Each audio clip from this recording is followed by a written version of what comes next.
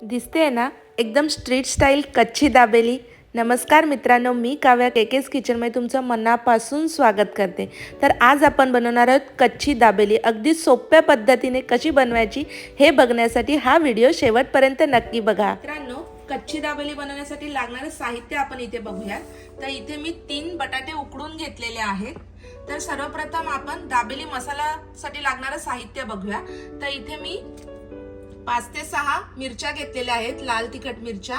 इथे मी एक तमालपत्र घेतलेले आहे, एक दालचिनीचा तुकडा घेतलेला आहे, 6 लवंग घेतलेले आहेत, 10 ते 12 काळी मिरी घेतलेल्या आहेत, 4 वेलची घेतलेली आहे, इथे एक चक्रफूल घेतलेला आहे मी, 1 टेबलस्पून मी इथे धने घेतलेले आहेत, हाफ टेबलस्पून जिरं घेतलेलं आहे, हाफ टेबलस्पून बडीशोप घेतलेली आहे, 1 टेबलस्पून मी इथे सुकं खोबरं घेतलेलं आहे, 1 टेबलस्पून इथे मी सफेद तीळ घेतलेले आहेत। तर मसाल्यांमध्ये इथे मी काश्मीरी मिरची पावडर घेतलेली आहे, 1 टेबलस्पून, हाफ टेबलस्पून हळद घेतलेली आहे, 1 टेबलस्पून चाट मसाला घेतलेला आहे, इथे मी 1 टेबलस्पून साखर घेतलेली आहे आणि चवीनुसार मीठ घेतलेलं आहे। तसंच आता दाबेलीला गार्निशिंगसाठी लागणारं साहित्य आपण बघूया। तर इथे मी चिंचगुळाची चटणी बनवून घेतलेली आहे, पिवळी शेव घेतलेली आहे, एकदम बारीक आहे ही बघा। इथे मी अननस कट करून घेतलेले आहेत, हिरवी पुदिना चटणी करून घेतलेली आहे। इथे मी 1 वाटी शेंगदाणे घेतलेले आहेत, 1 वाटी इथे मी डाळिंबाचे दाणे घेतलेले आहेत, 1 वाटी मी खोबरं घेतलेलं आहे, ओलं खोबरं आहे, हाफ वाटी मी इथे कांदा घेतलेला आहे, कोथिंबीर घेतलेली आहे मी हाफ वाटी, आणि इथे मी पाव घेतलेले आहेत। तर चला लगेच रेसिपीला सुरुवात करूया। तर आता आपण सर्वप्रथम दाबेलीचा मसाला बनवायला घेऊया। तर इथे मी पॅन गरम करून घेतलेला आहे। आता आपल्याला आपले जे सगळे खडे मसाले आहेत ते सुके भाजून घ्यायचे आहेत, तेल ऍड करायचं नाहीये। त्याच्यामध्ये मी तमालपत्र, मिरच्या आपल्या, वेलची, चक्रीफूल, दालचिनी हे सगळं आपण चांगलं भाजून घेऊया। काळी मिरी, धने, जिरं, बडीशोप, खोबरं आणि तीळ आता मी चांगले लालसर फ्राय करून घेते। तर इथे आपला जे सगळे खडे मसाले आहेत ते एकत्र असे मस्त फ्राय झालेले आहेत, खूप सुंदर असा इथे सुगंध सुटलेला आहे, म्हणजे समजायचं आपला हा जो मसाला आहे रेडी आहे। आता मी हा मिक्सर मध्ये चांगला बारीक वाटून घेते। आता आपण हे मसाले आपले मिक्सरला एकदम वाटून घेऊया। तर मी जे भाजून घेतलेले खडे मसाले आहेत ते आधी ऍड करते। मी याच्यामध्ये हळद ऍड करते, हाफ टेबलस्पून, आमचूर पावडर ऍड करते,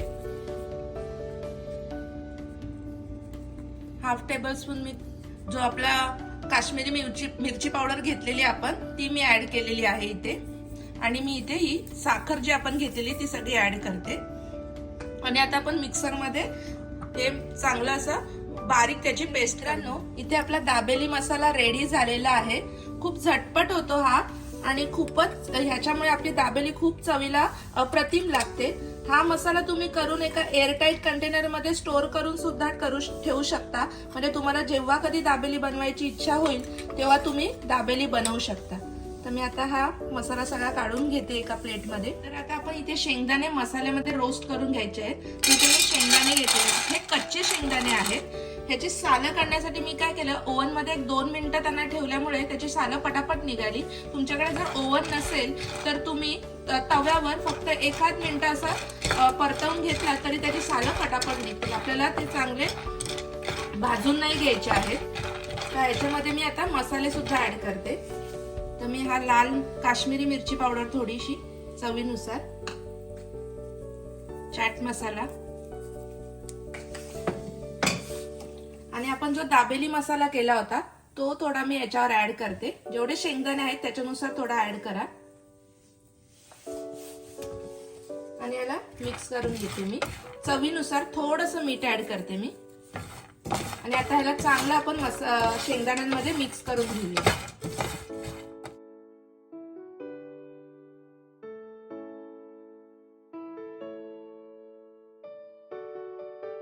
तर इथे आपले आता मसाले शेंगदाणे रेडी झालेले आहेत. आपण दाबेलीसाठी लागणारं स्टफिंग रेडी करायला घेऊया. तर इथे मी पॅन गरम करून घेतलेला आहे आणि हलकसं याला ब्रशच्या साहाय्याने तेल लावून घेतलेलं आहे. आता याच्यामध्ये मी हा जो बटाटा मी स्मॅश करून घेतला तो ऍड करते इथे मी. बटाटा आपण 1-2 मिनिटाला असा परतवून घेऊया तेलामध्ये. आणि याच्यामध्ये आपण आता आपला जो आपण दाबेली मसाला रेडी केलेला तो आता आपण याच्यामध्ये ऍड करूया. तर इथे मी आता दाबेली मसाला घेते. 1-2 चमचे मी याच्यामध्ये दाबेली मसाला आपला ऍड करते. काश्मीरी मिरची पावडर, ह्याने कलर आपला चांगला येईल म्हणून. आमचूर पावडर आणि चवीनुसार मीठ इथे मी ऍड करते. आणि आपण जे चिंच गुळाचं पाणी केलं होतं ते इथे मी याच्यामध्ये ऍड करते. आणि आपण हे प्रॉपर असं मिक्स करून घेऊया. 4 चमचे मी इथे ऍड केलेलं आहे. आता मी हे सगळं एकत्र करून घेते बटाट्यासोबत. तर मित्रांनो, इथे आपली दाबेलीची स्टफिंग रेडी झालेली आहे. आता मी ही प्लेट मध्ये काढून घेते. तर आता आपण आपल्या दाबेलीच्या स्टफिंगला गार्निशिंग करायला सुरुवात करूया. तर इथे मी जे ओलं खोबरं घेतलेलं ते ऍड करते.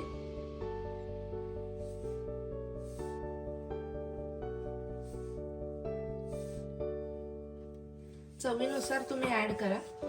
कोथिंबीर सजावटीकरिता.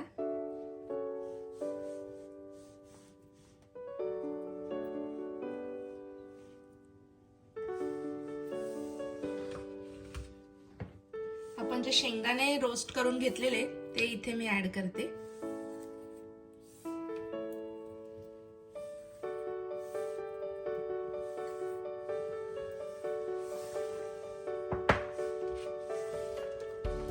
डाळिंबाची दाणे, ह्याच्याशिवाय तर दाबेली पूर्णच होत नाही.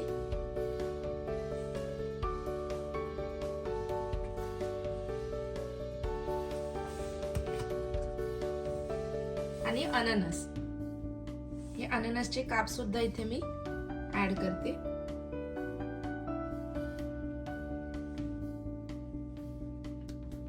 तुम्ही बघू शकता आपल्या दाबेलीचं पूर्ण स्टफिंग गार्निशिंग सकट रेडी झालेलं आहे. खूपच सुंदर दिसतंय. तुम्ही बघू शकता खूप छान दिसतंय. तर आता आपण आपली दाबेली बनवायला सुरुवात करूया. तर मी आधी जो पाव घेतला आहे त्याला थोडी हिरवी चटणी लावते. तिखटानुसार तुम्ही ही लावून घ्या. आता याच्यावर जो आपण दाबेली मसाला बनवला होता, जो दाबेलीचं स्टफिंग आहे ते मी इथे ऍड करते. सगळ्यात आधी थोडंच ऍड करायचं आपल्याला, खूप जास्त असं नाही. याला व्यवस्थित असं मी पसरवून घेते.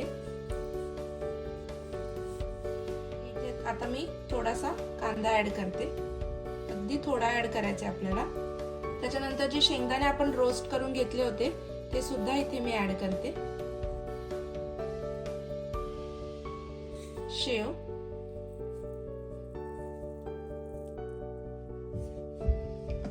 आपण जे चिंच गुळाची चटणी बनवलेली ती सुद्धा इथे मी थोडी ऍड करते. आणि ह्याच्यावर आता पुन्हा आपले जे स्टफिंग होतं दाबेलीचं ते मी इथे ऍड करते.